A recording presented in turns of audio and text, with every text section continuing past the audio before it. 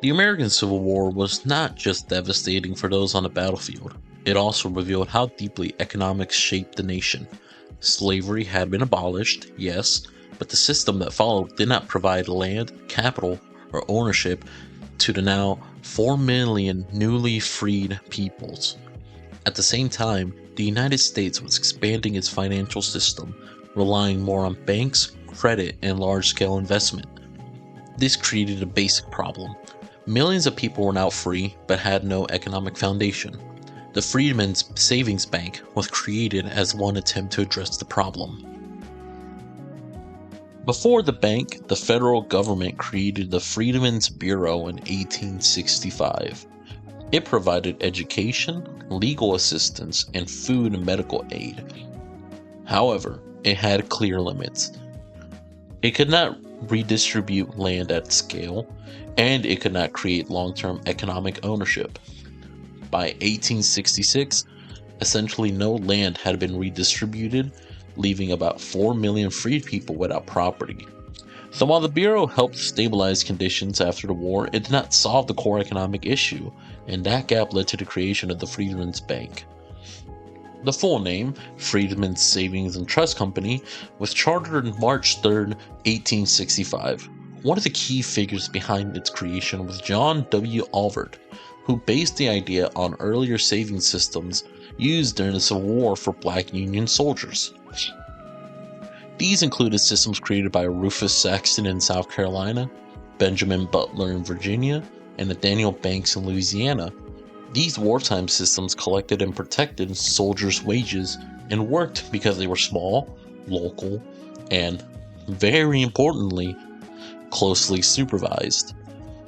Alvord attempted to expand this model into a national institution, but scaling it changed its structure. Instead of local control, the bank became centralized and managed under trustees. The bank was headquartered in New York City and controlled by a board of about 50 trustees, all white, mostly derived from the industrial class, philanthropists, and other abolitionists, or really business financial people. Branches expanded quickly all across the southern United States, with 10 established by 1866 and 37 by 1872. The bank had over 67,000 depositors and approximately $57 million in total deposits. Deposits included laborers, soldiers, domestic workers, churches, and mutual aid groups. Most deposits were small, often between $5 and $50. The bank offered about 6% interest, which encouraged saving but also created pressure.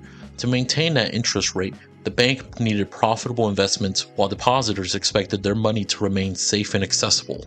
Deposits were centralized for investment, and depositors had no control over how their funds were used, which creates a sort of fog of war.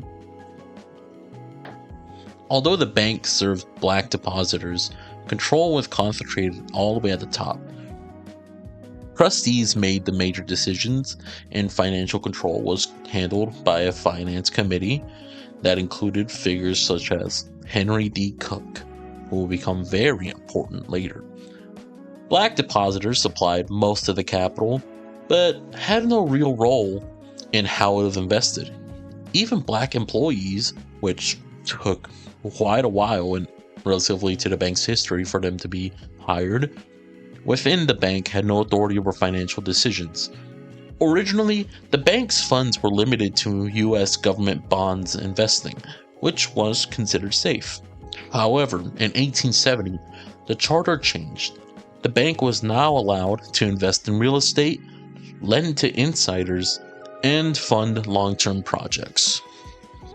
Depositors were not clearly informed about these changes.